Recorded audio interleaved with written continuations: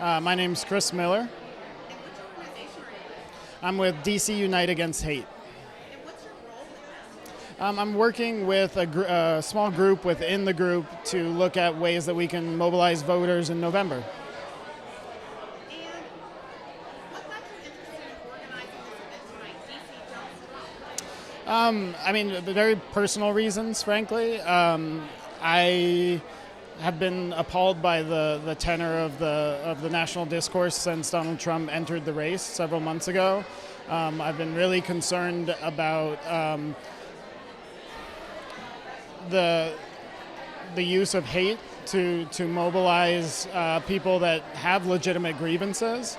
And I think that Donald Trump is frankly dangerous.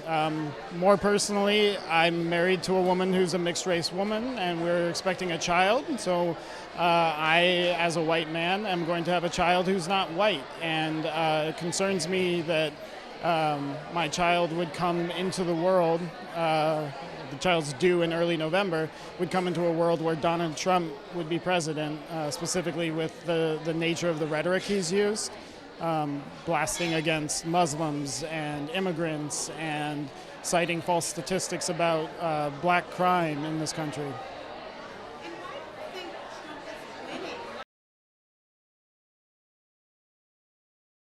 That's a great question. I think that Donald Trump has rightfully seen that there are a lot of people who've been left behind by the recovery from the Great Recession.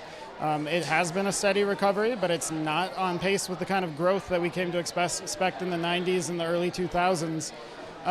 So when you have so many people struggling to get by, people get angry, and unfortunately some people take advantage of that, and I think Donald Trump has done that, and he's given very straightforward, simple solutions, such as banning all Muslims or stopping all international trade or putting up a wall at the border that can tug at your heartstrings, but are not actual realistic policy platforms and do not speak to the values that we have as a country. What do you think the rest of the world thinks of the United States when one of the top contenders for the White House is this hateful, hate-spewing person? Sure, I think the rest of the world thinks that we look dangerous. And I think, ultimately it's Americans that need to vote in this election, so it's really most important what Americans think of Donald Trump.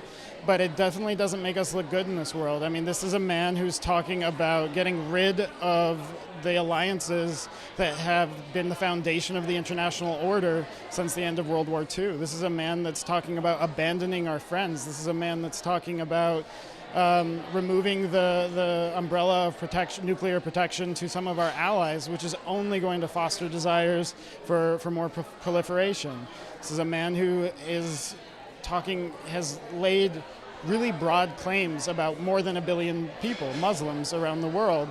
And once you start doing that, it's going to provoke a reaction, and it's going to make us appear as Americans as if we are not a place where everybody is welcome who is willing to abide by the rule of law.